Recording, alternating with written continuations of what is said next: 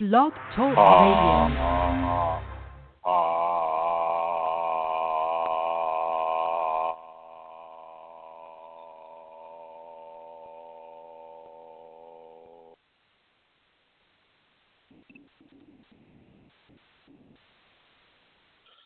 Hello, everyone. This is Chrism, and I'd like to welcome you to this episode of our radio show, which is all about the Kundalini.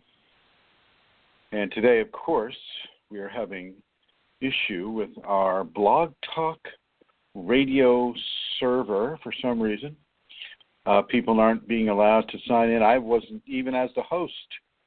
I had to call in on my cell phone right now, so I'm not quite sure what is going on with this, and I apologize for any kind of an inconvenience this manifests for anybody who's trying to listen to the program. I see in the chat room we have Manisha and Mary Jean, and if Manisha and Mary Jean could start typing, let me know if we have sound coming to you. That would be very helpful, and I will just go ahead and begin the program. If not for the live people, then it's certainly for the people that would be tuning in the archives. So looks like Mary Jean is typing. Manisha is probably asleep.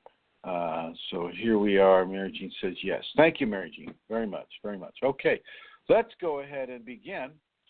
Because there is a difficulty with signing into Blog Talk Radio today, I believe my co-host, Amelia Santara, will not be able to join us today because of this problem. And so I just want everybody to understand that too. And so here we're just going to go ahead and dive right into it.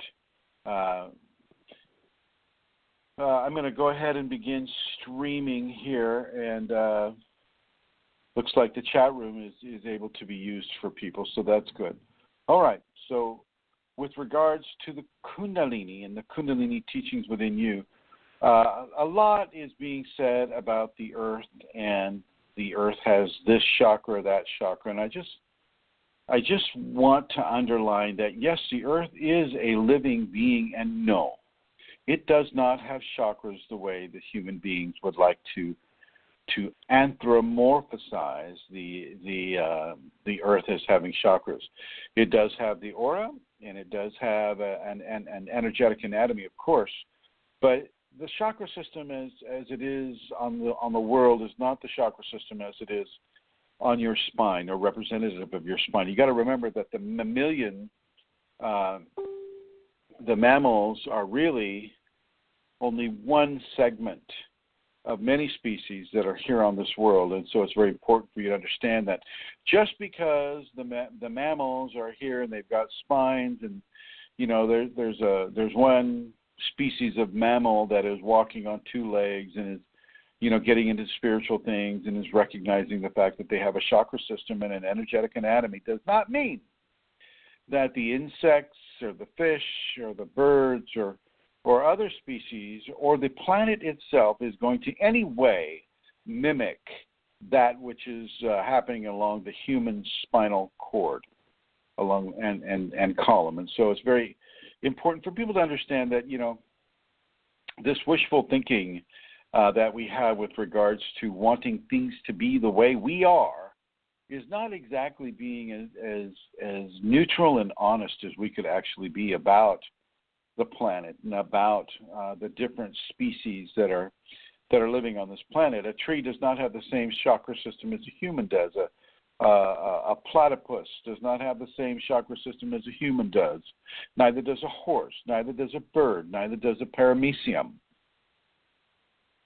And I think it would be helpful for us to realize that even though we are, of course, very interested in having the chakra system that we have, it is by no means the best, and it is by no means the only arrangement that divinity has devised for its creations on this world to manifest evolution with. So I just needed that to be said right here. Now, a lot has been said lately about the political environment of the world, and I had a question given to me on the Kundalini Awakening ! Group about whether or not I tune into the news. And I have to say that, yes, indeed, I do tune into the news. I don't tune into the news with the wide open, deer in the headlights type of reception that perhaps others do. I tune into the news with a very strong and clear level of Kundalini discernment. And the Kundalini, basically, when you run the news through the sieve of the Kundalini, and the sieve means like a strainer, you strain noodles, you strain things like that. And I know that you Americans and English speakers know what a sieve is, but in India and other places, sieve is another word for Shiva, so that's why I make the explanation. When you run the news through the strainer, the discerning strainer of the Kundalini, well, certain things are taken out. Those things that are taken out are typically not true statements, or they are statements and news items that are programmed in order to stimulate egoistic response.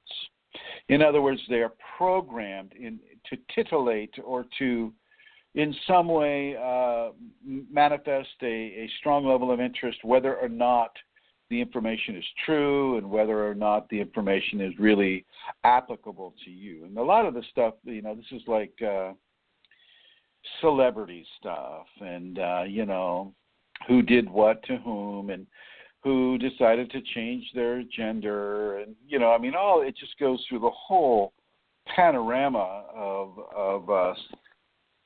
celebrity, I don't know what you'd call it, celebrity news, shall we say. And when I listen to the news, I listen to how the programming is being expressed. So say, for instance, within the political climate of the United States right now, we have Hillary Clinton and Donald Trump. And to me, they are both two sides of one coin. And the coin is basically a criminal element. And I know, everybody, not everybody, but a lot of people love Hillary Clinton because she's, a woman, and, we have the vagina vote. And I think, that's all good because, it's time for the femininity in our country, in this world, to come up to an even par with masculinity as well. However, if the vagina vote is basically a way to allow a criminally oriented woman to take the reins of power, well, then I'll disagree with that because I don't think a criminal should be in charge of the United States or any country in this world.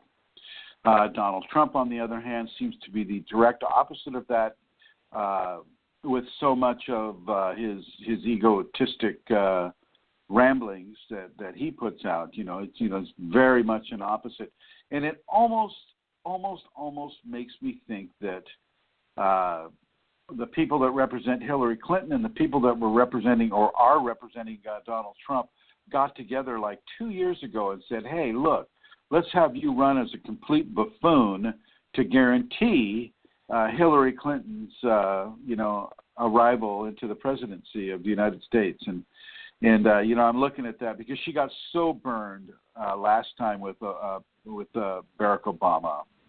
And she went into hiding for like 60 days because, it was so hard on her ego. And these days, I think they probably made some fail-safes in her running for the presidency.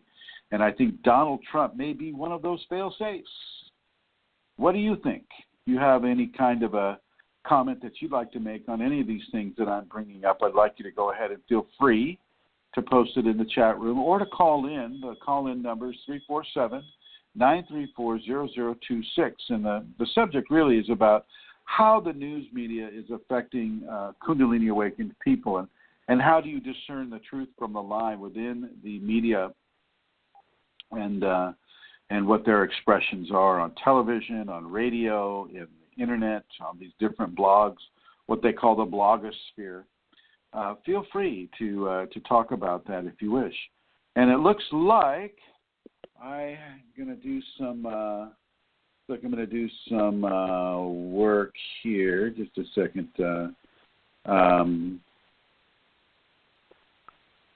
And I go on to mute here. Well, it looks like I lost them. Sound is good, by the way. Thank you, Manisha.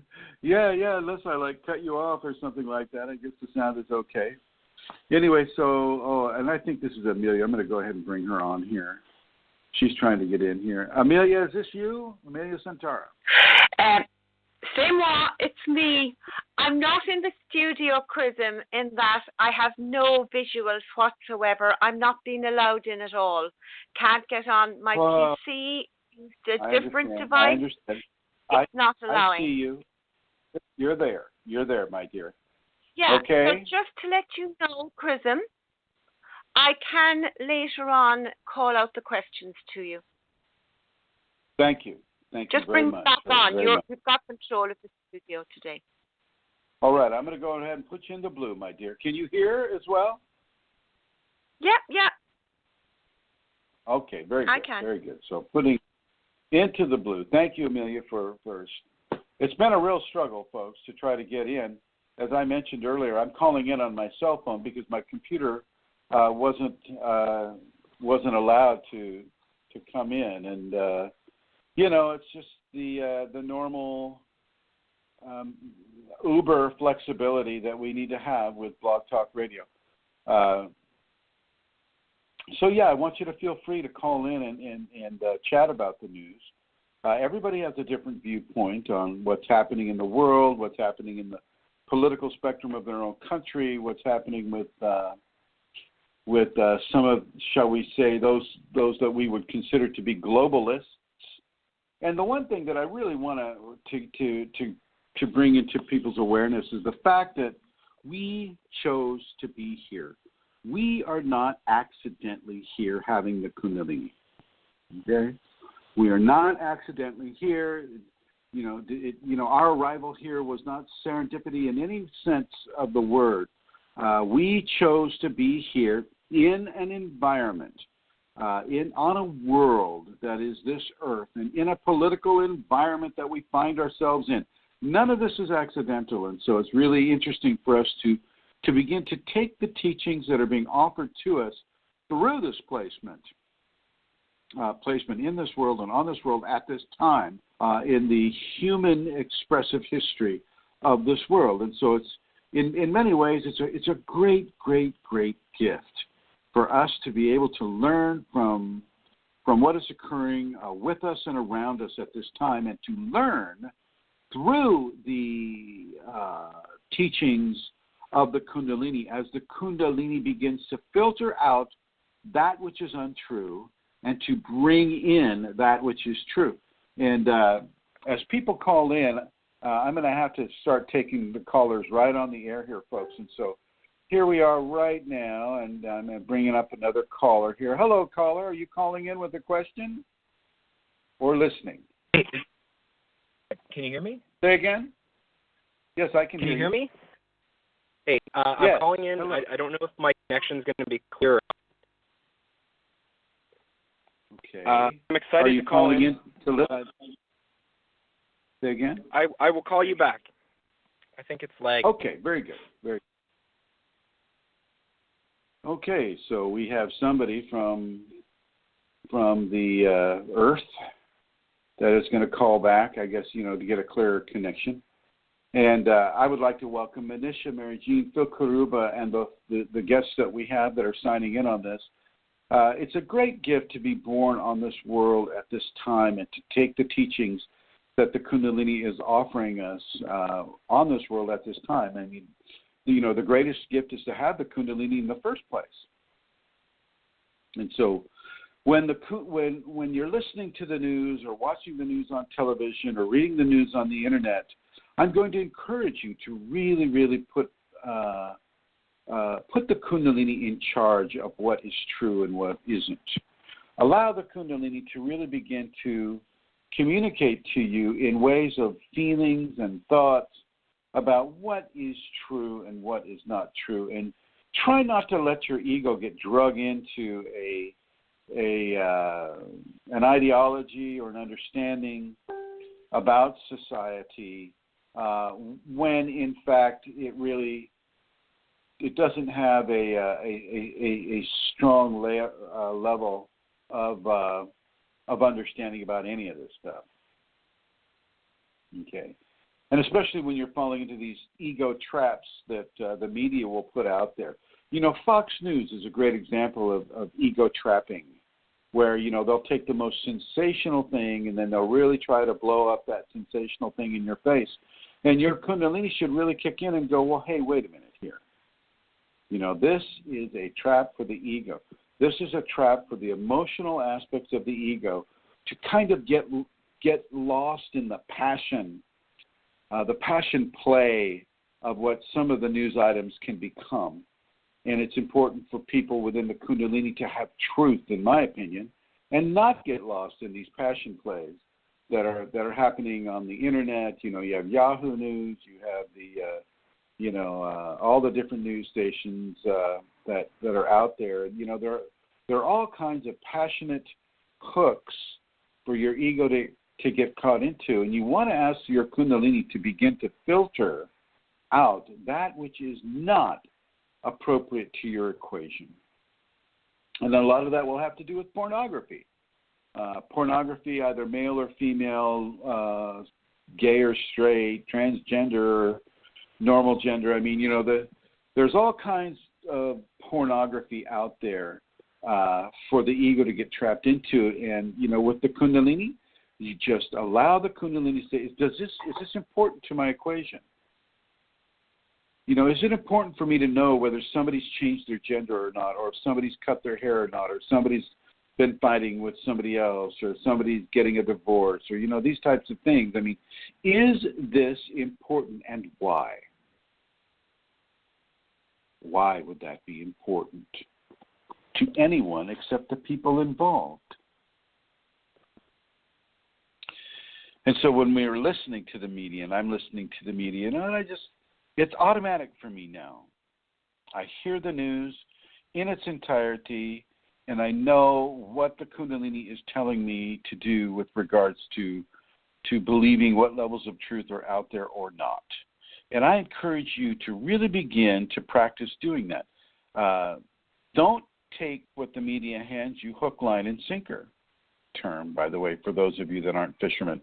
And in other words, you know, don't take what the news feeds you without any kind of discernment. And somebody's out there honking their little horn, so I'm just going to see if I can take care of that. Yeah. Here we go. Okay, all right. There are positive uses for the media as well, though, and one of the positive uses is really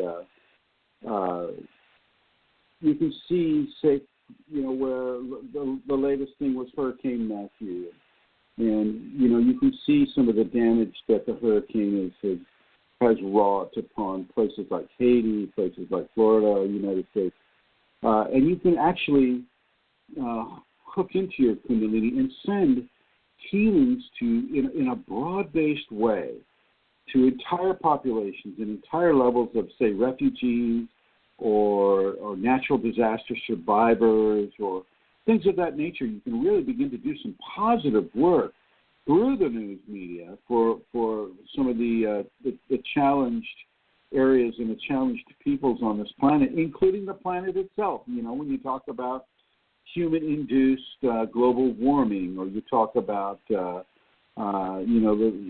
nuclear reactor in Japan, which is still pushing radioactivity into the Pacific Ocean, and you know, and initiating certain levels of healing upon that, healing for the wildlife that might be affected by that type of thing. And thank you. Manisha says my voice is not so clear anymore, and I've just moved the microphone, so if you can let me know if that has helped at all, I'll keep the microphone here throughout the program. So thank you, Manisha. Please let me know. So yeah, as you are viewing the news or listening to the news, and you hear about, say, the nuclear reactor in Japan, well, you can begin to understand how your Kundalini can reach into that. Thank you, Manisha. Reach into that scenario and begin to help it. But also with individuals, this child has gone missing, and oh my gosh, it's 60 degrees, and they're in the wild forest, and oh, we need to find them. Well, you can actually extend your Kundalini into that scenario, and you can begin looking for that child, just as any of the searchers might be looking for that child too. And you never know, you might be able to help that situation before anybody else does, because you have the Kundalini. So there are a lot of positives that can be pursued by listening to the media and extending the healing powers of the Kundalini into any given situation. But you always must leave it up to the Kundalini. You can't go, by the power of Kundalini, I shall rend thee healed. No. You have to let the Kundalini reach into that situation. Okay, I'm going to go over to some callers here, and we'll see what we can do. Hello, Chrism. This is Chrism. Hi, who is this? Hi, this is Cole calling in. Hi, Paul. I'm excited to be calling in. This topic excites me. My mom and dad are avid watchers of the news every night, and so I get my fair dosage of it. One thing that kind of brought my attention was the whole thing about Donald Trump, and now he's got this scandal out, with all the women, and the timing seems to be so perfect, yeah. Oh, now this comes out. But now that Donald Trump is actually potentially has a chance. Now this comes out, the game changer that puts him out of the. This Billy whatever why his name is. This come out earlier, Yeah, it seems so timed, doesn't it? And I think it was timed. I think somebody, who had access to that videotape was guided to bring it out at a very specific point. And I really see it benefiting the other candidate in a way that just seems to be beyond accidental. As I mentioned before, it seems like there was some sort of an agreement made a long time ago that because Hillary took it so hard with Barack Obama that the powers that be, the Carlyle Group and some of the Bilderbergers and, some of the other people that are involved in globalist agendas may have got together and decided, well, hey, she's on our side. She's working with the banks. Goldman Sachs loves her. We all love her. Let's go ahead and put out a buffoon who really wants the ego aspect of himself to be appreciated by others. And let's go out and we'll just slowly leak things into the media about him that really push the candidate that we support. What do you think? I feel like I've been noticing that trend, but also, sorry, I lost my train of thought there. But I did want to apologize because I missed the what's been talked about for the last 10 minutes with some trouble on my phone, and hope I didn't alter believe me, Paul. We've been having trouble here too. We've been having our fair share of the same problem, my friend. No worries. Yeah, I was driving my car back and forth to get more bars for my cell phone. So I see. What state are you in? British Columbia, Canada. Oh, hey, welcome. I should have known when you said a boot as opposed to about. I had my suspicions. I get it a lot when I talk to my American friends, but it's never something that ever comes up here. No, I love it. Yeah. So tell me about your Kundalini, Paul. Tell me what's going on with you there.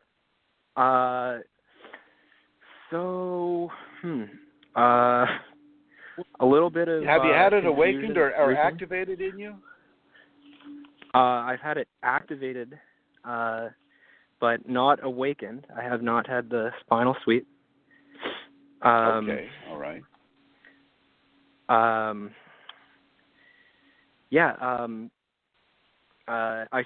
think it's been going on a bit longer than what was in my since I've actually been aware of it. Right now I'm kind of in the entity phase, not to try to put a I'm sorry to hear into that. a box, but I'm sorry to hear that. Yeah. That can be. How are you handling that? I'm doing my very best, and it does Are they come telling with you its to challenges. do bad things? Are they telling you to do bad things? Sometimes, yeah. I mean, that's the more noticeable stuff. That's the more obvious stuff. But I've noticed that they do like to, have a spin on things. I'm sure. Yeah. I'm trying to think of a specific example. For example, you're not still driving, are you? Are you still driving? No. I do not agree with people that are on their phones when they're driving, but it happens a lot in Vancouver. Good.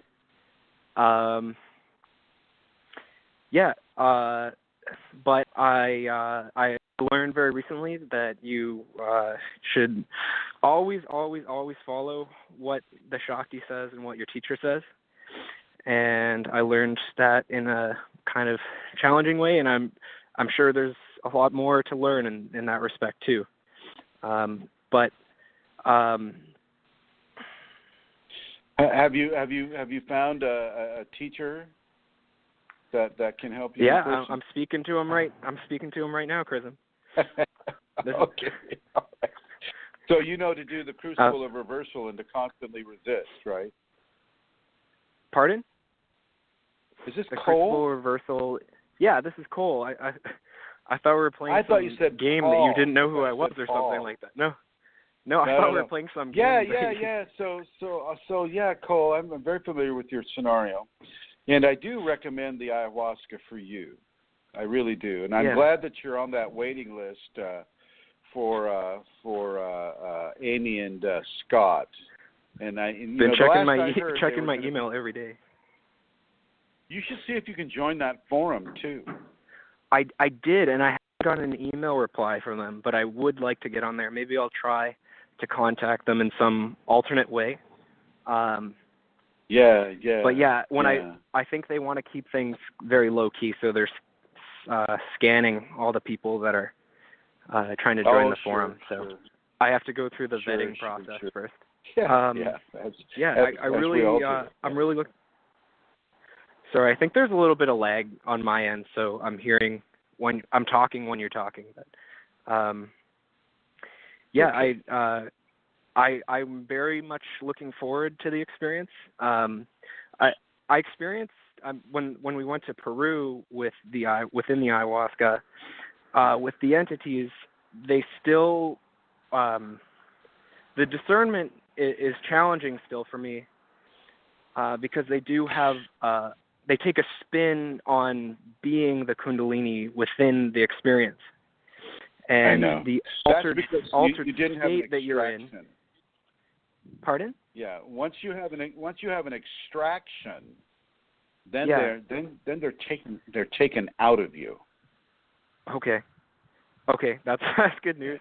Could you explain a bit more about the extraction? Is the extraction something that I'm actively doing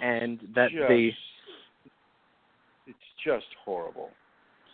I went down to Peru in 2010, and little Mr. Innocent Kundalini awakened person, right? And the Kundalini allowed me to make this mistake, or at least she even guided me to make this mistake. Wound up with a shaman who I felt very safe about and very good, and I think he was, but his cousins were not. He was the son of one of the more famous shamans in the Amazonian area of Peru, in the area of Pucallpa. Name is Ishmael, very nice man. But his cousins, and he even told me, he said, kind of stay away from those guys over there. Those are dark shamans. Those are black brujos or black warlocks or evil people, right? And being my social self, I just kind of, and they could see obviously that I had Kundalini awakened, and they basically placed 5 corruptive entities inside of my system, inside of my energetic anatomy, and it brought a lot of calamity into my life. It brought a lot of dis-ease, without mentioning an illness, but it brought a lot of disease into my life, and it brought a lot of acrimony and things of that nature. And I always felt that it was a challenge that the Kundalini was giving to me to be able to meet confrontation, to be able to meet challenge, and to resolve it in as positive a way as I could. And I do believe, to this day, that was indeed the purpose, why she allowed me to have that. But even when I went down to Peru with you and the others to Alonzo's, I had no idea at all that there was anything wrong with my energetic anatomy. And wow. And so I just went about my business, and I had the beautiful, beautiful ayahuasca experiences with Alonzo. And after coming back from Alonzo, it was a very rough time of at least for me, processing. You feel like a peeled grape for a while. At least I did. And yet my Kundalini was not damaged. It was not in any way subverted or hurt in any way, shape, or form. And yet, one of my students basically broached the idea of Oregon and the group of people up there that were doing the church, I should say, that was doing the shamanic journeying through the ayahuasca in that sense. And I thought, oh gosh, 2 of my students wanted to go that were here with me, and they wanted me to come, and I was just kind of like, I was ambivalent about it, really, Cole. Didn't really care one way or the other. It's like, oh, okay, and so they helped me out a little bit financially to get up and go. And I went there, and the Kundalini in one of my students tricked me. It tricked me into going, thinking that I was going to support another student, when in fact, those 2 students were there to support me, and I had these 5 entities extracted. Oh my God. Cole, it was the worst experience I could really even be able to articulate. It was like being squeezed like an orange. It was like, oh my God, it's like the extraction for me, and I'm not saying it would be this way for you, but the extraction for me was so painful. How, like at Alonzo's place, we couldn't really lay down, even though, a few people would lay down. There, they insisted that you lay down. It's just like, there, everybody was barfing except for like maybe 2 people, and I was waterboarded in my vomit. It was so hard. It was so absolutely gut-wrenching times a million. I couldn't believe it. Because of the pain? Well, because those entities were in the organs. They were in the organs. And so the Kundalini and the ayahuasca teamed up to squeeze me so hard I thought I was going to have an aneurysm or a heart attack or both. And even my students who were in their own Kundalini process were commenting to themselves like, oh, God, just leave them alone. There's nothing left. It was so bad. Oh, my God. I mean, it was so bad. The shamans were over me, shaking their palm leaf things and chanting their icaros. And, oh, my God, Cole, it was very, very – my extraction was very, very difficult. Now, I don't know that your extraction would have such levels of difficulty, but mine was. So I just want you to know about that aspect of it. It was very, very hard. And yet, once again, my Kundalini was not impacted one way or another, so I know she was in on it. Oh, my God. I know she was in on it, and I know that I had just been put through a whole series of testing that I would not have otherwise been able to acquire. I had to face the pain and the insecurity of wanting to do it. That was the very first ceremony. Cole, that was the first ceremony, and I had 2 more to go, back to back, right? Very little processing time. And I basically said, well, they have a big circle after you do it. You know, you talk about your experience and whatnot. And I said, well, this is the worst experience of my life. I never want to do this again. Yeah, sometimes you feel like that, eh? Just. Boy, I tell you. You anyway, kind of feel like so that, I did but it you again. want to do it as well. It's, well, it's kind of I didn't want to do it at weird... all, Cole. Oh, okay. No, I had no desire whatsoever to put myself through that again. At all. Not even for the benefit? Not even for that. I mean, it's like, do you want to go through that car wreck again? No. Well, but you got $150,000. Well, no, still I don't want to go through it. It's not worth it. But over the day, the day after the experience, I came around because I did see the entities during that experience. I did see them, and they did talk to me, and they were saying things like, "Oh, it's you again." They're talking to me. "Oh, it's you again." Well, we don't ever want to see you here again. And they're saying things like, "You're not fit for this. You shouldn't be doing ayahuasca at all. Your neurophysiology is far too fragile to be doing this type of a drug, and this could kill you the next time you do this. So you better not do it again." Basically trying to scare me away. And the first ceremony was pretty darn scary. But I went ahead and did it. I did it the second time, and I did it the third time.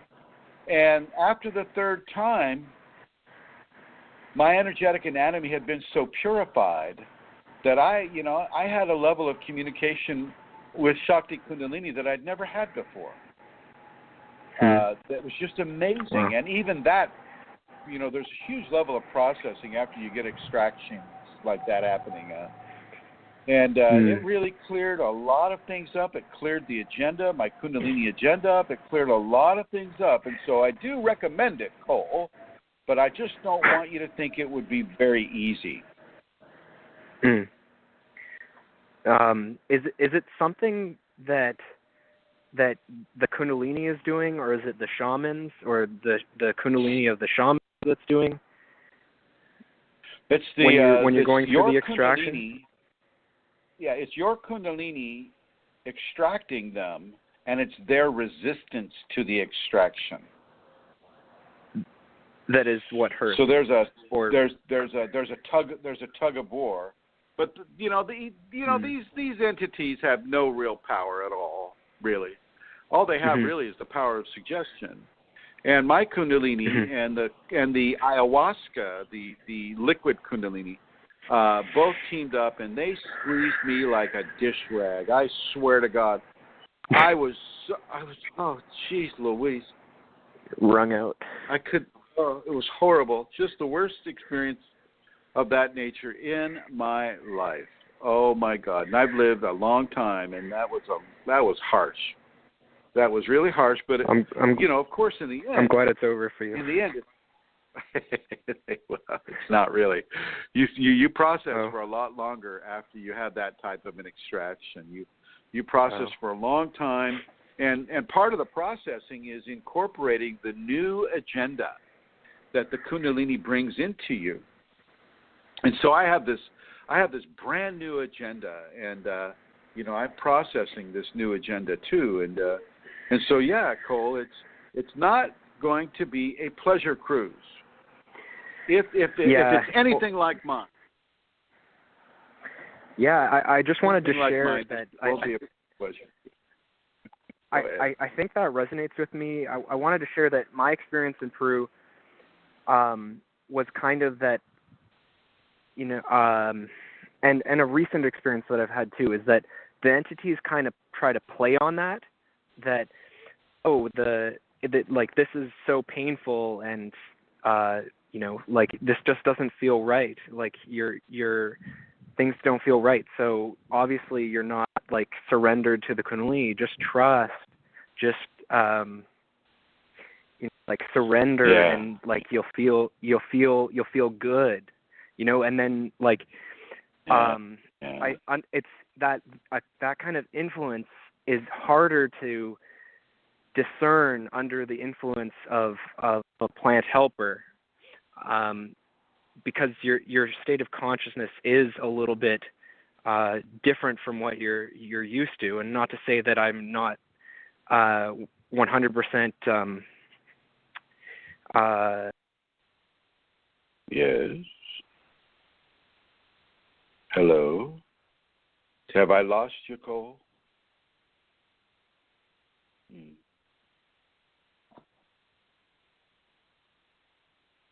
Yeah, it seems that we have lost Cole for the moment. But yeah, you know, the ayahuasca extractions can be very, very dramatic and very, very challenging, to say the least. But I'm forever thankful that it occurred. I'm forever thankful that I decided to do the second and third ceremony, and very much so. And you know, it's opened up a whole new level of experience for me, and a new agenda. So you never want to give in to fear, folks. Even if you know that it's going to be a painful event, but if that painful event is going to in any way help you or assist you, and if your Kundalini is insisting on it, well, you better do it. Are you there, Cole?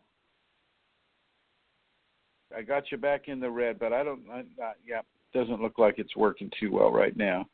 And so yeah, if your Kundalini is assisting on it, and I've got you on, you're hot right now. You got a hot mic, Amelia. Just so you know, or now you don't. So yeah. Hi, Chrism. Just want you to know I'm in the studio. That's all. Very good, very good, very good. Well, thank you, my dear. Okay, so yeah, the sometimes I think the ayahuasca just gives you a warning shot over the bow, and in my case, you know, she gave me very pleasurable experiences in Peru to set me up, to set my confidence levels high enough so that I wouldn't be afraid to do what happened in Oregon. You know, I wouldn't be afraid. I would go into the ayahuasca experience almost cocky like I did. So embarrassing now. But, yeah, I felt it was just going to be like, you know, in Peru with Alonso Del Rio and a lot of pretty pictures and merging with divine and merging with the anaconda, merging with the vine of life, the ayahuasca. Very, very, very beautiful things. Well, in fact, it was very challenging. Very, very, very. And I'm forever changed because of it, but in a positive way. And so if there is anybody out here who's listening right now or in the archives, I don't want you to walk away from ayahuasca. If your Kundalini is telling you to do the ayahuasca, then you better find a good shaman and a good place to do it. And the good shamans are those who are not trying to control you. We are very lucky in having the shamans in Oregon and with Alonso Del Rio as well. You know, these were not black shamans. These were not people that were trying to create a dependency upon them or to hurt you in any way, shape, or form. They were there. One of the shamans came up to me. His name is Sean. And he said, you know, he looked right at me, and he was still on the ayahuasca himself. He says, you know, we're in the business of problem resolution. There are certain levels of energy that want to take up residence in your body, and your body is saying no. Your energy is saying no, and so we resolve that problem. And it was absolutely true. Absolutely true. And my Kundalini hid these entities from me for 6 years. She allowed me to give out truth. She allowed me to give out impeccable assistance. She allowed me to do all these things, but she didn't allow me to see these 5 dark entities within me. And she allowed all the troubles and travail that, due to the presence of these dark entities, to happen to me. All you have to do is go onto Google and Google my name, and you can see all these terrible, terrible things written about me. And I remember, when some of these things came to light, I was in the country of Sardinia, which is actually a province of Italy. And I was at an outside cafe, and I was, I had internet, and I was reading this, and I was just going, well, geez, I've had it. I just don't want to teach anymore. This is ridiculous. Why would anybody subject themselves to this type of adverse publicity, people hating you, people wanting to attack you, getting death threats? Why would I do this? All I've been doing is trying to give the people Kundalini, trying to help them with the Kundalini that they already have, and this is my reward? Are you kidding me? So I remember sitting outside the cafe thinking these things and just kind of going, WTF, this is so not worth it to me. I'm in the wrong business, obviously. This is just the wrong business. This is 2012, I think September 2012. And it was so difficult. And over time, my Kundalini gently healed my hurts and healed my woes. And over time, I just gently thought to myself, well, you know what? I mean, that's a small group of people that are making their problems into a big problem for me and for other people.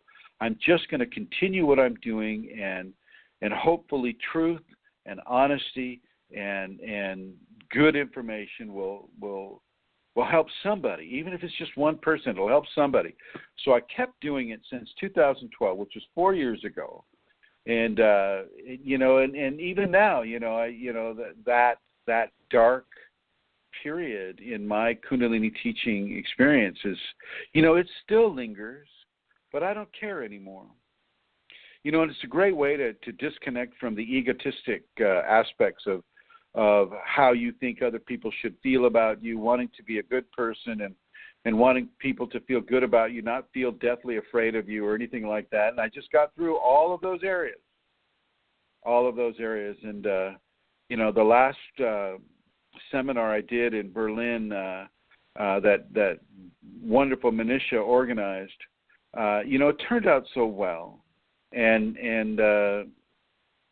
had a really good experience with the people of Germany and Berlin and France and Belgium and the Netherlands, the people who came, and very, very beautiful experience. And I'm very grateful to Manisha for organizing that event. And it just kind of proved the point of continuing. With Kundalini, we are here to help others. We're not necessarily here to help ourselves, even though through helping others, we do help ourselves. And I also want to put a shout out of thanks to Rosemary Goliath and Amelia Santara for orchestrating the different seminars and retreats that they have orchestrated during this time of travail when I was being so severely tested by the Kundalini by virtue of her allowing these 5 entities to take up residence and to try to throw monkey wrenches into the works. And it's during this time period that I wrote The Crucible of Reversal and was actively in the process of overcoming not only the darkness within myself, but the darkness in others as well, and giving them that tool. So many thanks to you, Rosemary Goliath, and to you, Amelia Sintar, and to you, Manisha Manish, for organizing these events around the globe. And I look forward to doing many more things. However, the books are really taking a predominant position in how I spend my time right now. And And that's another thing that those dark entities were blocking, was the books and the writing and the discipline and all of these types of things. And so thank God for the ayahuasca, and thank God for Elizabeth Dalton Gonzalez and Brooke Robertson for hoodwinking me in to coming up to Oregon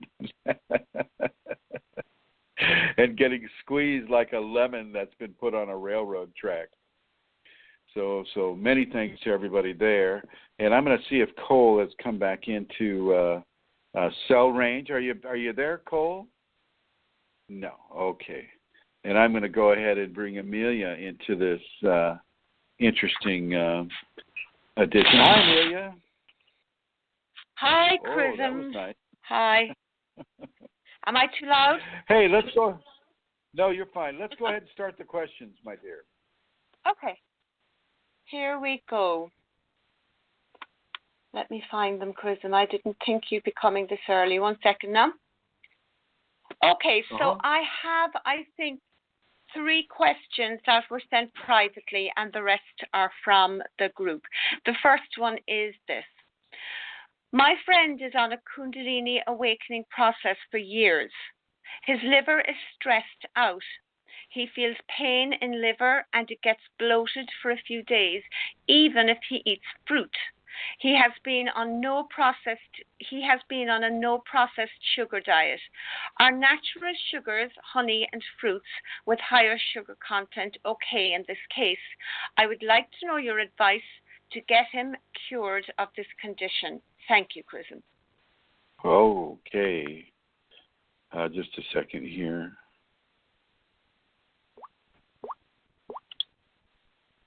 Uh-oh. Looks like What's up? I don't know.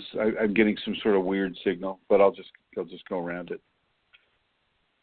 Honey is good. Honey is good for that, but not too much, because honey is a very, very pure sugar.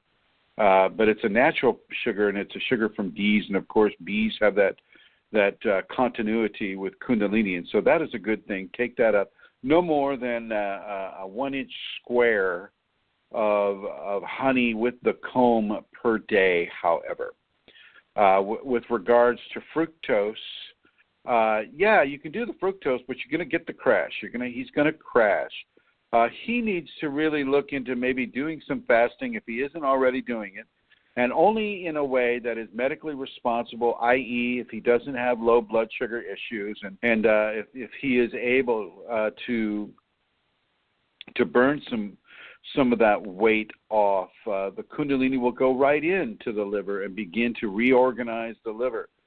And so a very light diet can be helpful, but with a lot of hydration. A lot of hydration would be very, very helpful for this individual. A lot of the dark green leafy vegetables like kale, like Swiss chard, like spinach, but not mixed in with any other type of vegetables, just those. So if you're going to have those in the meal, then you don't mix in bean sprouts, you don't mix in squash or bell pepper, any of those types of things. It's just the kale, or it's just the Swiss chard, or it's just the spinach. Those types of things are good for this individual. He can also have rice with it.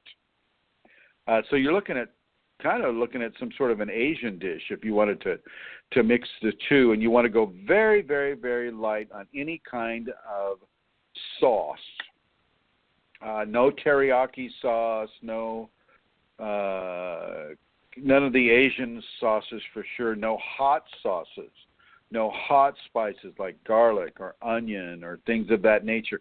His diet must begin to be very, very, very bland. So in the morning, all this person should have is just straight up oatmeal with just hot water and maybe that little bit of honey in it, and that's it.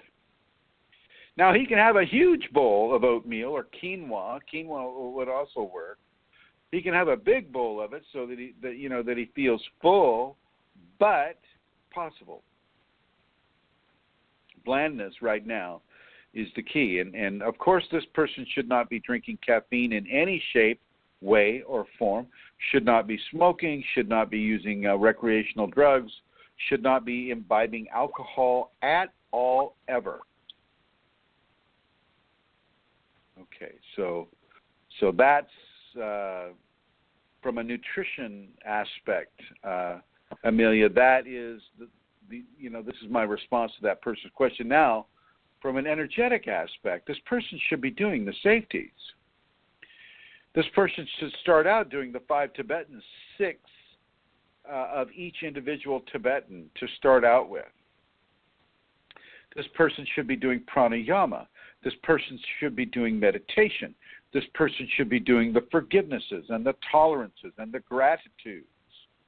All of the different behavioral modulations of the safeties need to be observed. This person should be doing the safeties twice a day. Thank you, Chrism. Would you suggest milk thistle or anything like that as well? Who? Milk thistle. Would Would that milk be thistle. helpful? Oh, yeah.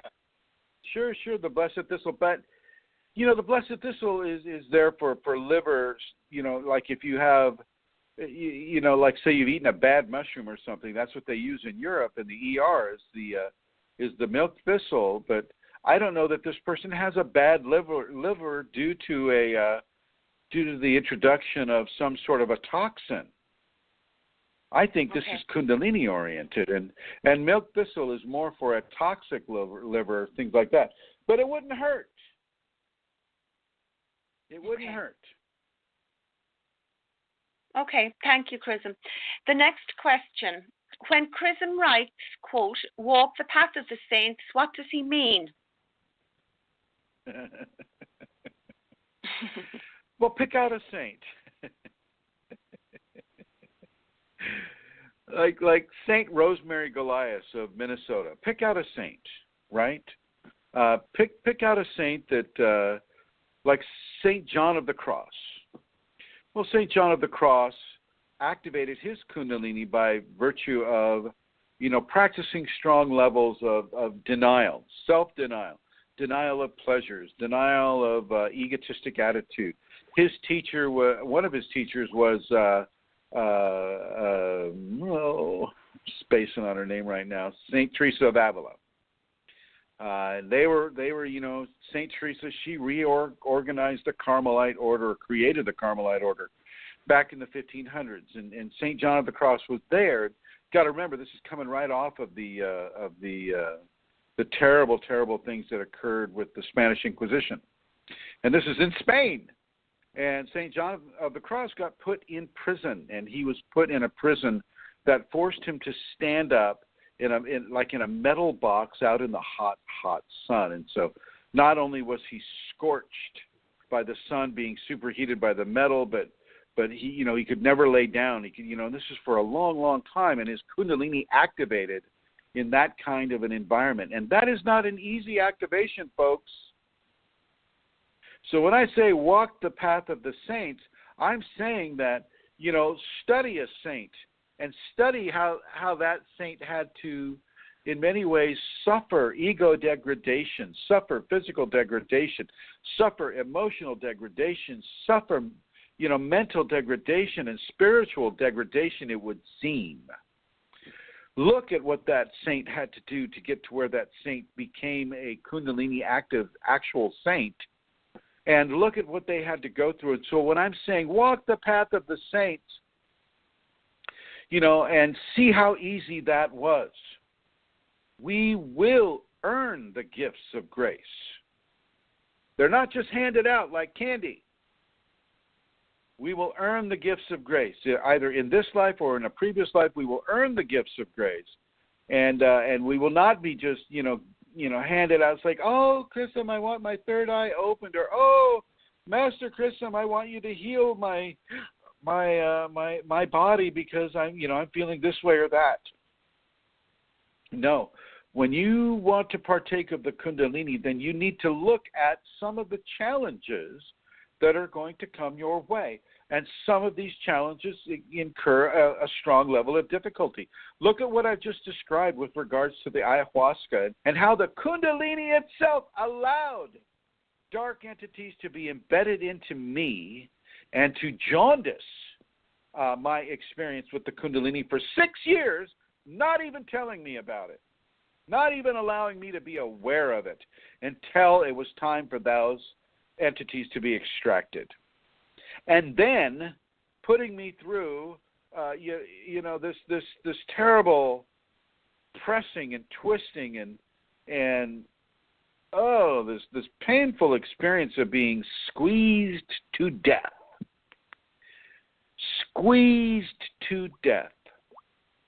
by the Kundalini and the ayahuasca, which is kind of a liquid material aspect of the Shakti Kundalini. Those two forces twisting that rag in opposite directions until every level of moisture is out of that dish towel. Seriously, no joke.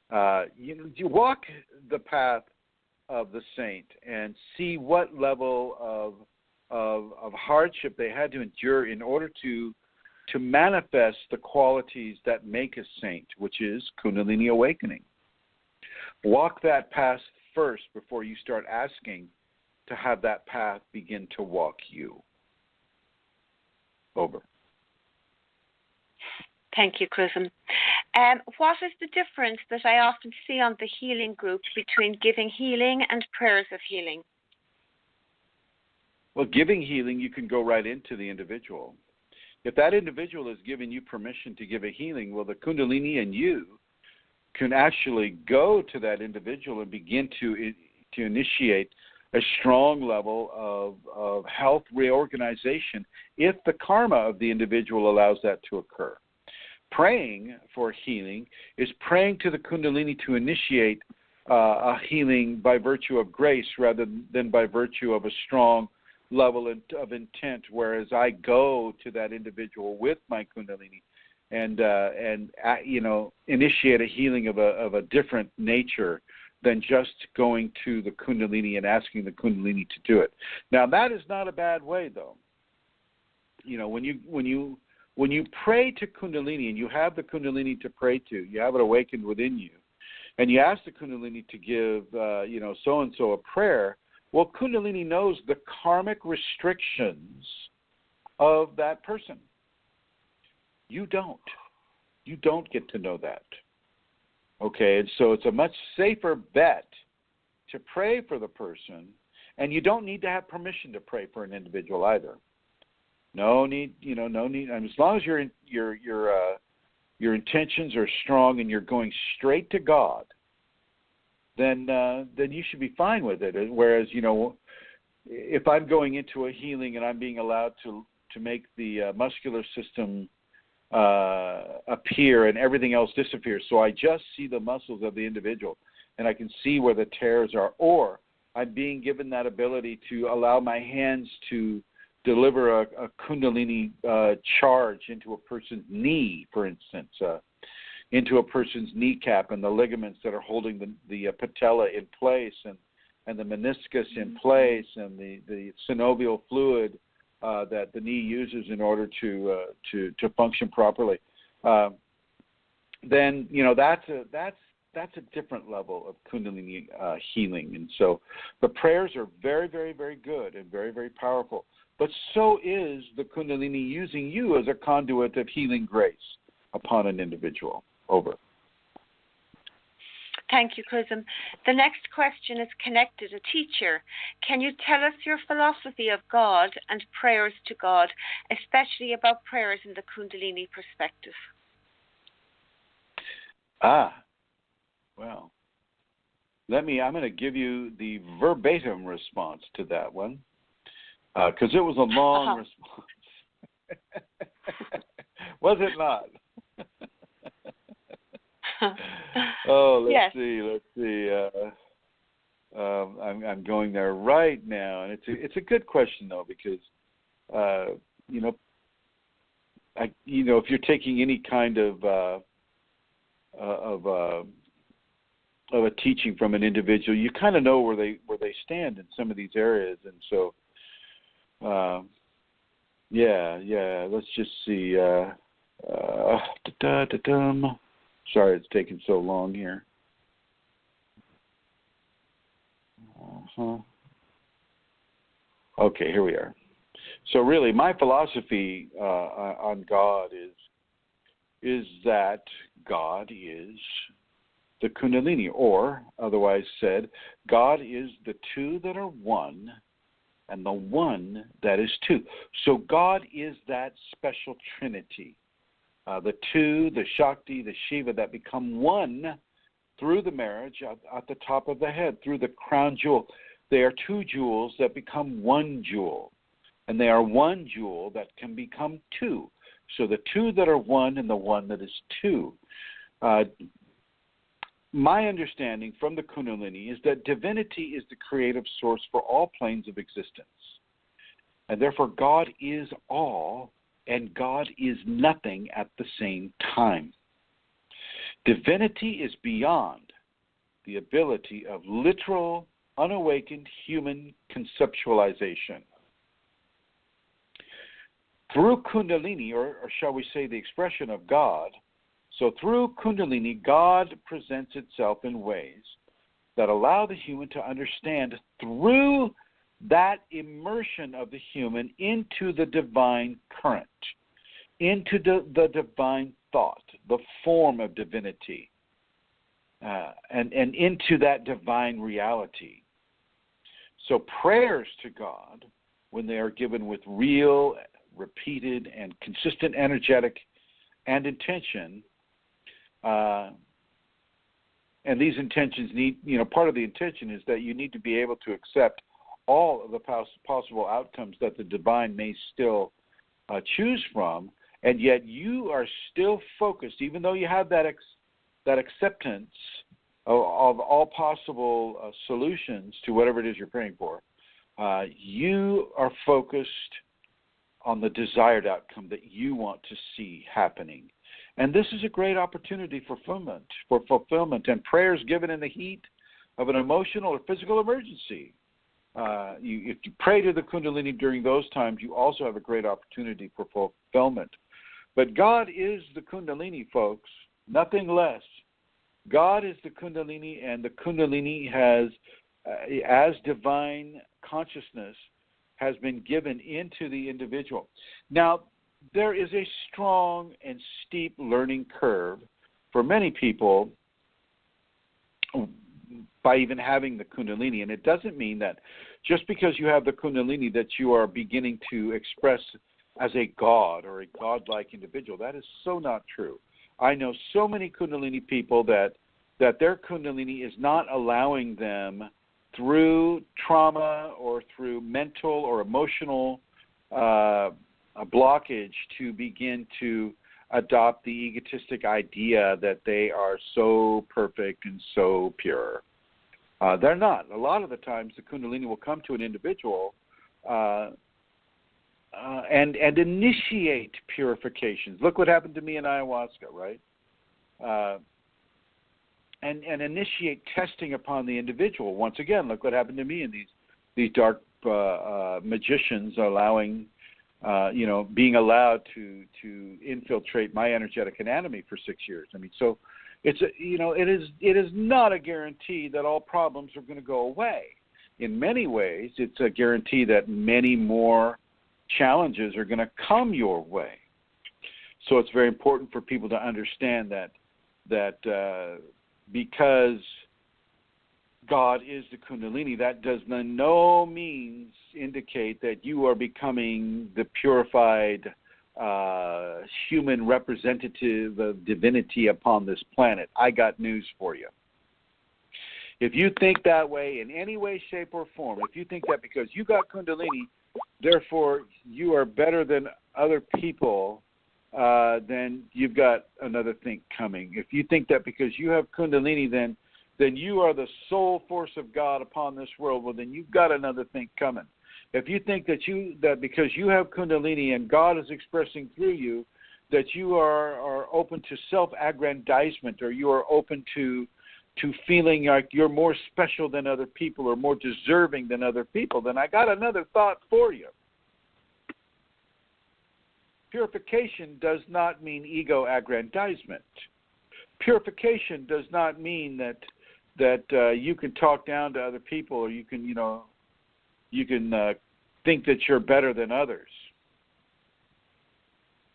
Now, of course, you look at Chrism, and you look at Chrism on some of these groups that he's on, and he gets a bit impatient with people,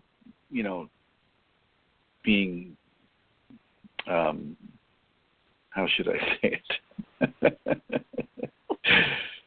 Being irritatingly challenging at times, because I have to keep repeating things over and over and over.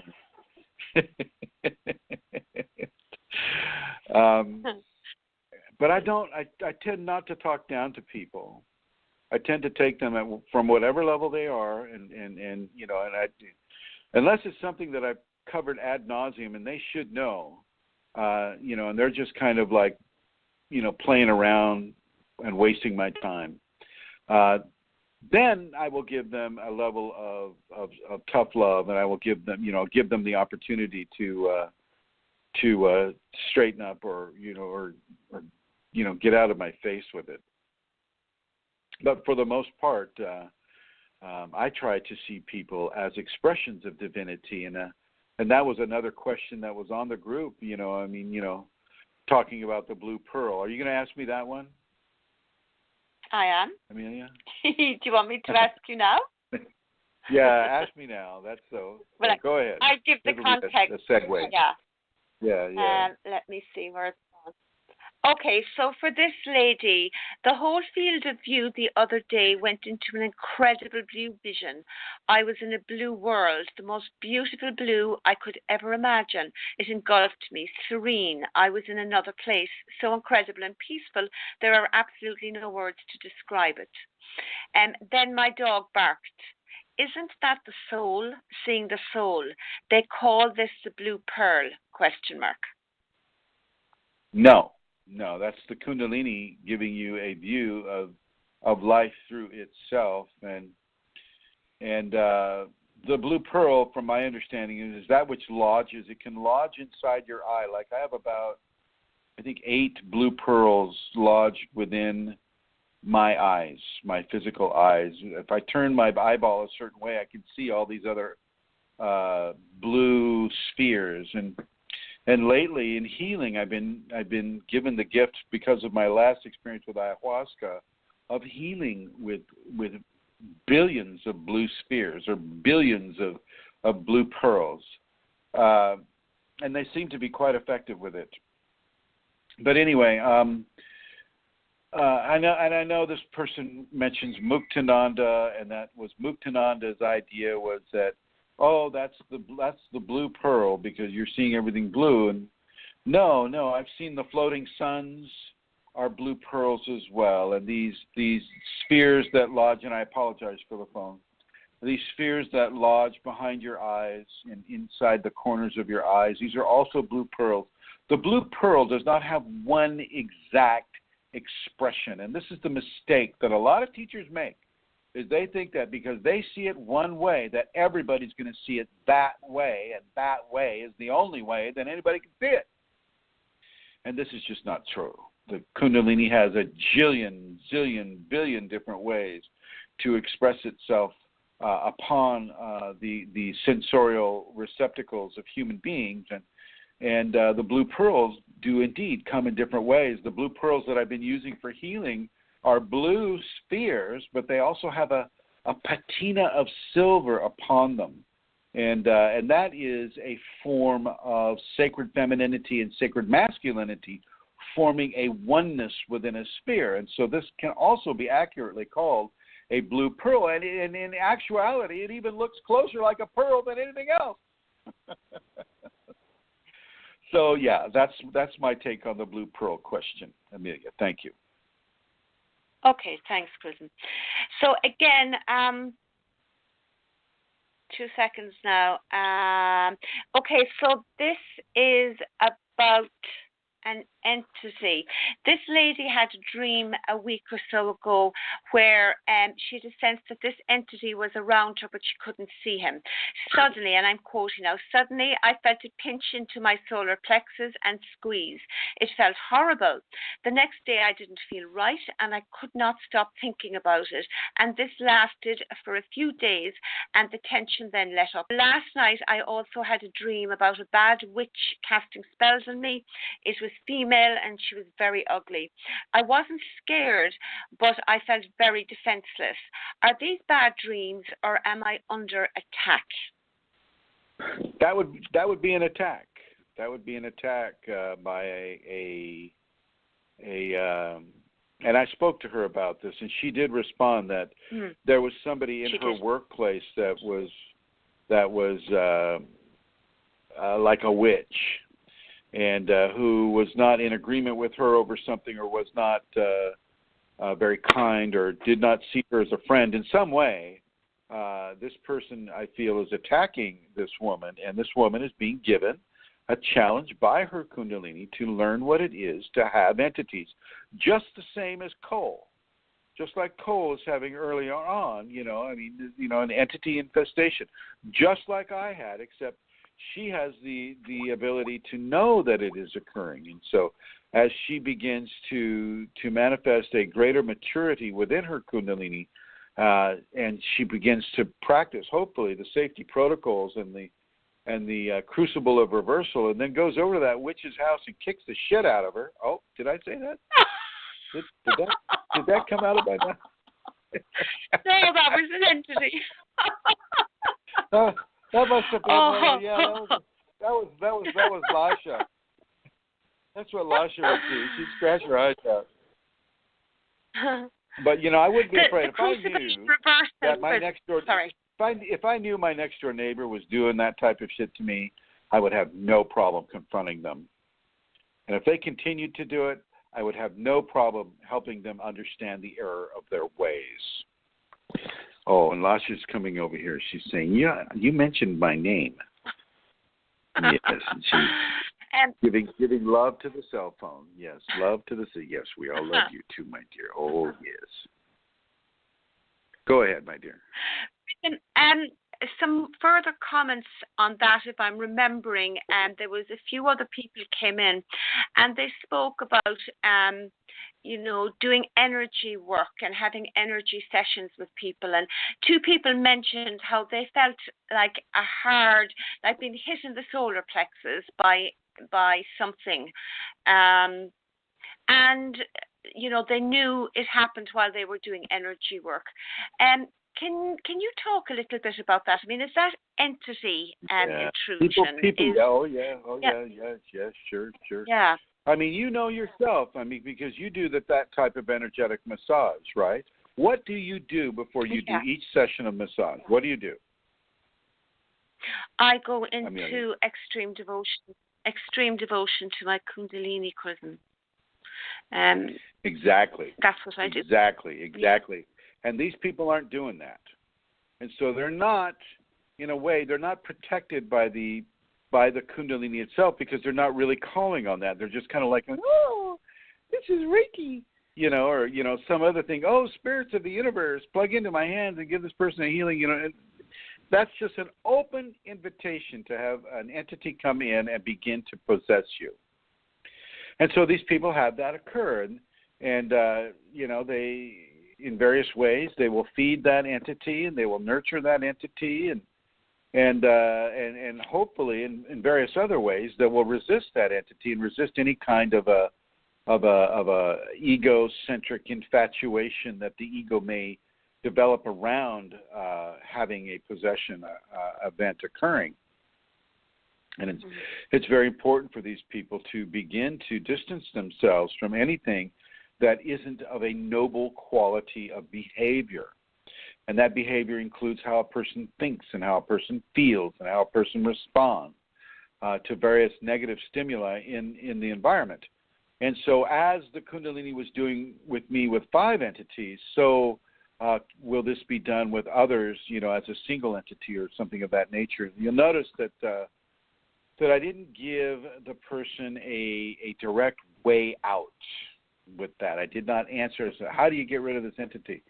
Although if she pays attention to what I write on the group and what I say on these Blog Talk radio broadcasts, that the ayahuasca can do this. Not easy, but the ayahuasca can do this, and it will do a lot more at the same time. It's not just the entity that gets released, but it's your self-aggrandizement. It's any of the impurities that those entities have been feeding off or developing within you. That was Lasha. She's agreeing with me.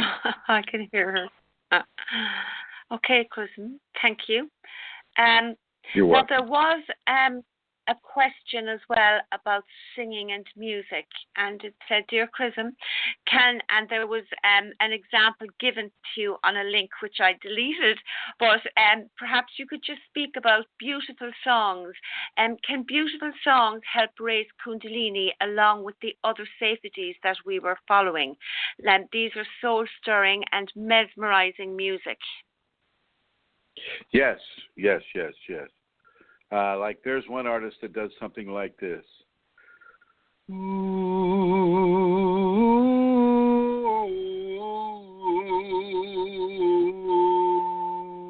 Mitraya, la la.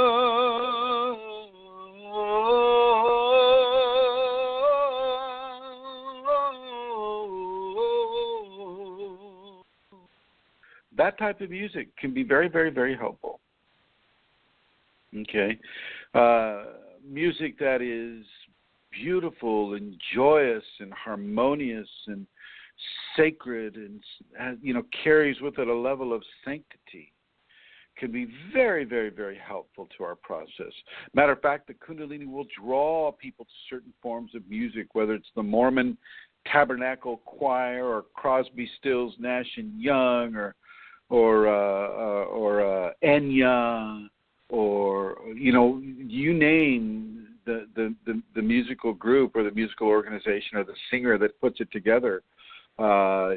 Music can be a very, very excellent adjutant to a Kundalini equation, and I like Saint Hildegard von Bingen, which is she was a Kundalini active saint. Well, she wrote very, very beautiful music. And if you go to the group called Shanti Shanti, that's Shanti twice, that's Shanti Shanti, and you go to their East West album, all the rest of their music is total drivel, in my opinion. But the one piece that they do from St. Hildegard, wow, very, very powerful. Very, very, very powerful, and there's a few pieces by Paul Schaefer that I believe you have heard as well, Amelia, right? The Ascension and Sonyo. Ascension. Oh yeah, that literally can just take you away. Yeah. Into devotion. Yeah. So yeah. And Diva Primal, I think that's the one you were humming there, from one of her. Actually, it's Deva. It's Deva Primal. Her. Deva Primal, yeah. Her. Yeah. She has a beautiful album. It's interesting, just one album though. Yeah.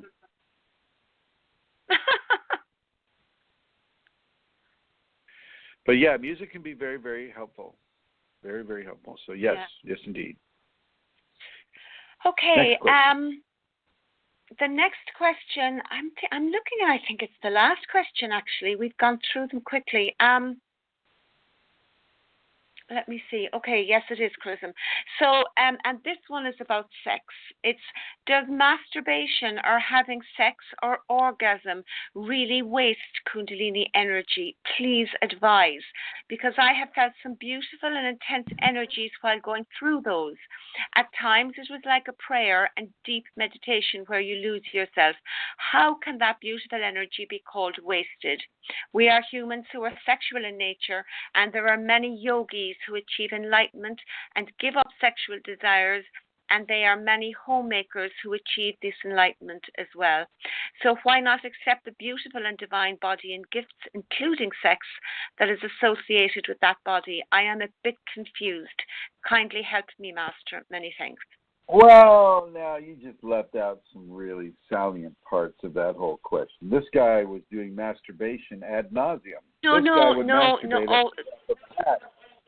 Is this a different one? This question isn't from him. This was part of his.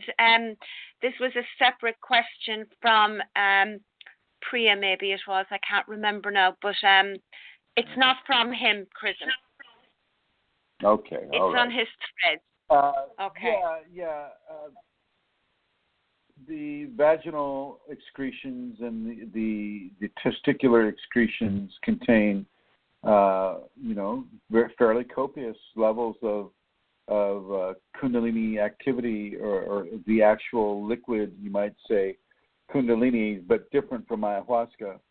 And this has a lot to do with the health of the individual, the health of their stamina, the body energy that the chi resides in and the prana resides in. And so it's very important not to spill the seed without sanctity. So if you're ever having sex with a person, it must always be from there forward sacred sex. Sacred sex. And you don't want to necessarily excrete every single time. And so you basically want to leave that which the Kundalini uses within your body to nourish itself and expand itself. You want to leave that intact. Now, it will get done whether you do it or not. It may take longer, but it will get done whether you do it or not. But the scenario is, because a lot of people have Kundalini and they don't know any of these things, right? They don't know, they're just masturbating till the cows come home.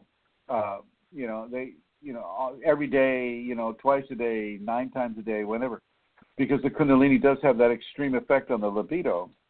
But the scenario really is if once you learn that, you want to conserve some of this energetic prima materia, then you stop spilling it in such a way that is non-sacred, that is not without the direct affirmation of divine God and goddess coming together within you and within the other person as reflections of divine God and goddess. It's very important. Doesn't mean that you can't enjoy sex. I mean, matter of fact, that makes the sex even that much more enjoyable. And I don't really recommend recreational sex at all. But if that is the case, then if you're a man, then you just choose not to ejaculate the sperm. If you're a woman, there are various ways around the vaginal excretions as well, and so the scenario is you can indeed explore each other, but explore each other in a sacred format. You are no longer monkeys copulating after you've eaten a banana. Okay? You've jumped up a level of evolution. And I just refuse to fall victim to any jokes about that. Over. Okay. I'm not laughing. Chrism, so can I ask you another question and extend that a little bit? Yes. Can you have sacred sex with yourself? What would your comment on that be, please? Yes. So masturbation, indeed. but sacred sex with yourself, Well, are you talking ejaculatory sex, or what kind of sex are you talking about? Well, maybe you just talk about it.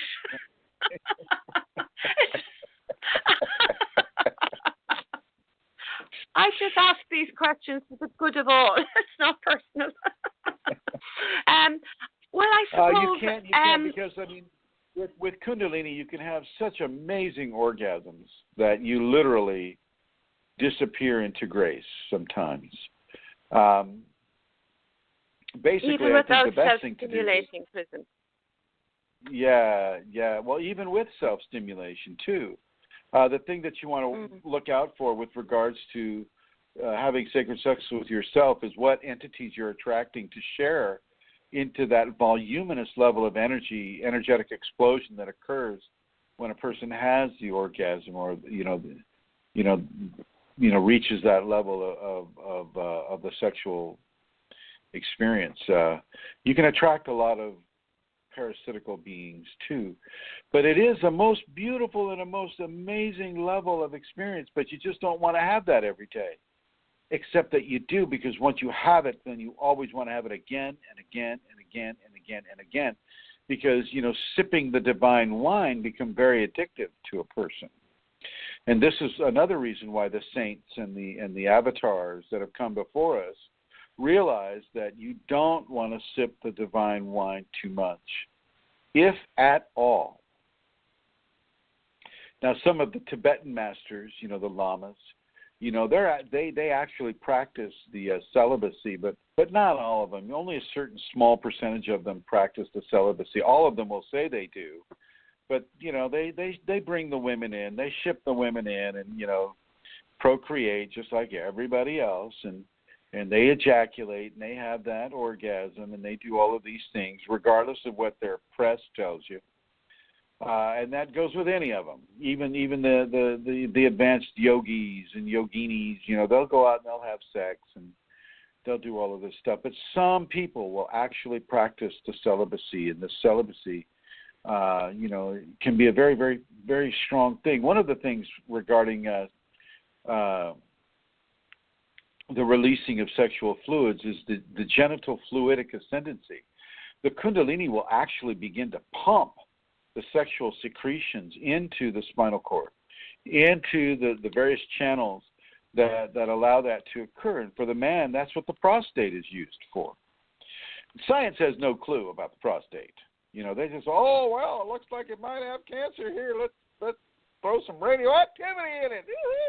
And they're doing their best to get rid of a cancer, but they don't know what the use of the prostate actually is, and that is a reverse pump, pulling the semen from the testicles through the vas deferens back into the prostate, and then through into the channels that the Kundalini knows exists, and bringing that fluidic presence and resonance into the spinal cord, and using that as a form of liquid plasma to stimulate the immune system, the neural system, the various muscular and skeletal and spiritual systems within the human being.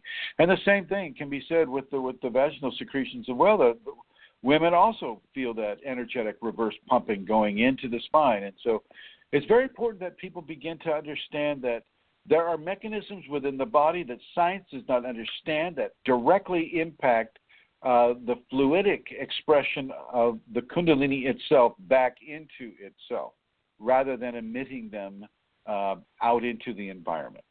Over. Thank you very much, Chrism. That's definitely, that's the end of the questions there. Can I give out the website to people, please? Please. I'll do that now. Okay. So if people would like to make a donation to support this work that Chrism does, you can go to two websites. The first one is www.chrism-kundalini.blogspot.com, and there's a donate button there. Or you can go to the other one, which is www.kundalinisafeties.com, and there's also a donate button there. So use whichever one of those suits you, and all donations are greatly appreciated. So thank you very much in advance for anybody who wishes to do that this week. And could I also perhaps say, Chrism, that you are also available for private consultations, and you can be contacted by private message. Isn't that correct? That's correct. I've been, in a way, commanded by my Kundalini to start private consultations and And she's also commanded me to charge for that. It's $70 for an hour consultation, and you can purchase a consultation at www.kas1uk.com. I believe that's the new website that Peter's been working on. Let me go there real quick just to make sure. And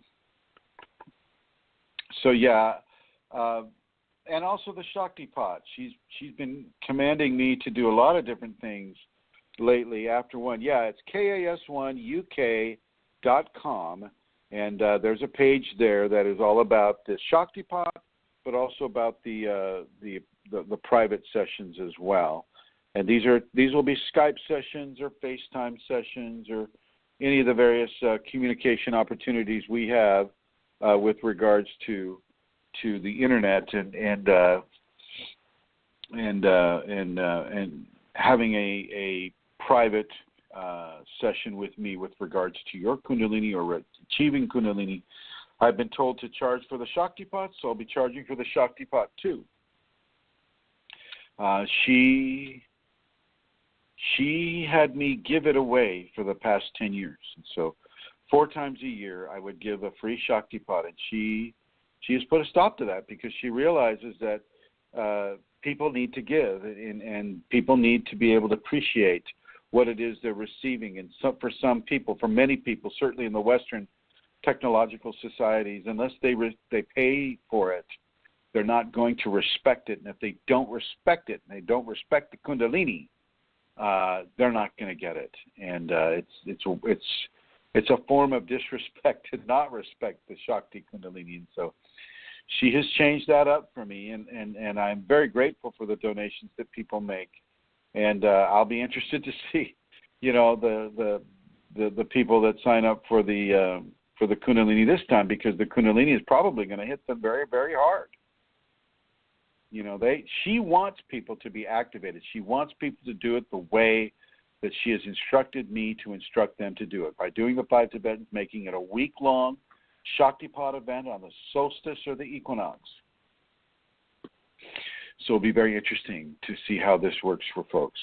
And yes, the private consultations, you go to kas1uk.com. So that K as in King, A as in Apple, S as in Sam, 1 as in the numeral 1, UK, that's a U as in United, K as in Kingdom, .com.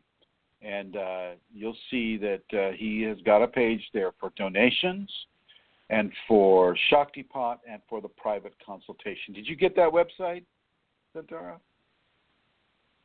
I know of it, yes, Chrism, I do. And that's Can you write wonderful. That That's great. K-A-S, I can indeed. Can you write that down? One. Yeah. I have it written down, KAS1UK.com. Yeah, good. Yes. And I just want to say, I just, really appreciate everybody listening to the program today. I would like to let them know that they can come across the information that I've been talking about today, specifically the Blue Pearl and some of the sexual information that I've been giving at YouTube, on the YouTube network. Just put in Chrism Kundalini and a bunch of the videos will come up. We also have groups on Facebook, Kundalini Awakening ! That's a little... it's self-explanatory, I guess. Kundalini Awakening Systems 2, Kundalini Awakening Systems 3, Kundalini Awakening Systems 1 on Facebook. We have Kundalini People. We have Kundalini Healing. We have a private group and a public group for that.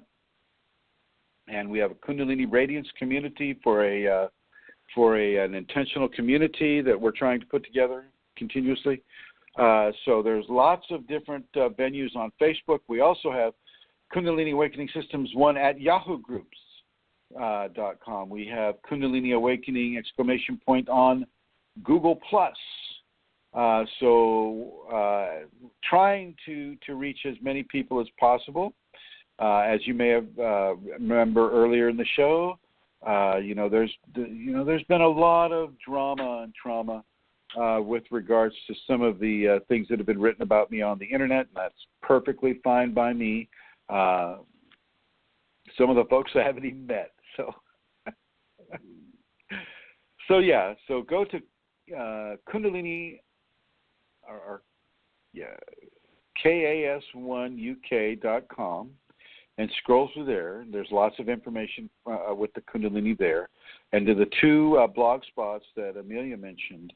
And also feel free to join up for any of the groups that you may be interested in joining with regards to the information. Let your Kundalini determine what is truth and what is a lie. And that, as you listen to the media or as you go on the web and you read this about this person or that about another person, you let your Kundalini be the determining factor of whether you're reading truth or a lie, and that goes with me as well. Let your Kundalini tell you what is true. And I want to go ahead and thank everybody that came to the chat. Yes, ma'am. I would like to, Brooke's page, Kundalini Priestess, on Facebook is a wonderful page to visit. She has some really good writings there that Kundalini people would learn a lot from reading. They're beautiful, they're poetic, and they're truthful and beautiful. So Kundalini Priestess, and that would be, you could Google that. Yep, Kundalini Priestess. It's a Facebook page, and I agree completely with what Amelia Santara just said. And also, Kundalini Priestess, and she's also got a website coming out, and that would be Kundalini Priestess and the Aranya Files. And also, Amelia, you also have Kundalini. You have Kundalini Matters as well. Oh, that's very Tell us what that's about. Tell us what that's about. There's Kundalini, it's Kundalini Matters. It's on Facebook as well. So I've got a lot of Chrism's teachings there, and I have some stuff from myself as well there that pops in. So you could go there. But it's a bit different to the others. But you're very welcome to come and have a look at that as well. But we haven't mentioned Kundalini Priestess before, and I wanted to because it's an excellent page. And also the new one as well, Chrism, with the safeties, that cool, just KundaliniSafeties.com, www. That's an excellent site. Kundalini. You want to look at. Yes, that's Vincent. I think Vincent. I don't know if any of you have listened to the other program. Vincent developed that webpage right after the Berlin seminar, and it's an excellent webpage for those who just want to practice the safeties and get those down. And I want to put a shout out to Vincent for putting that together. Thank you, Vincent. And thank you, everyone, for joining us today. Do you have any last words, Amelia? No, Chrism, just thank you very much. Thank you to Blog Talk for, the wonderful way we never know how it's going to go. And I will see you all next week again. And thank you very much. Very good. I look forward to it. And thank you, Amelia Santara. Bye. Thank you, Josephine and Cole and Rosemary and Joey. Joey and Alana Seeker and Manisha and Mary Jean and Phil Karuba and Yassine Biat. Thank you all that are listening to us in the archives. Look forward to next Wednesday. Stay healthy, stay well, obey your Kundalini. Good night, everyone.